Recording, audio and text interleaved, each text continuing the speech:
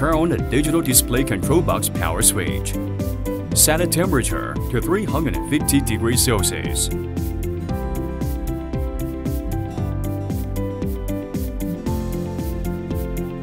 Turn on the hot air gun switch.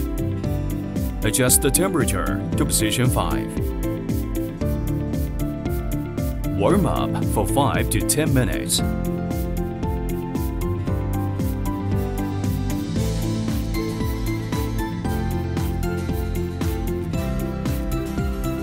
Pour in plastic granules.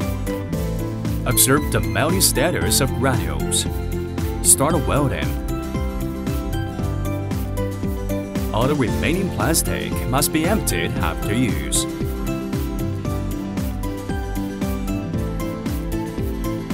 Set a hot air temperature to 0.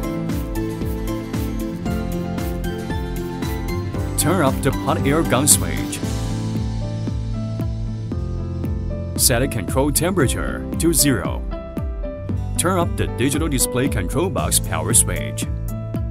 Turn up the power.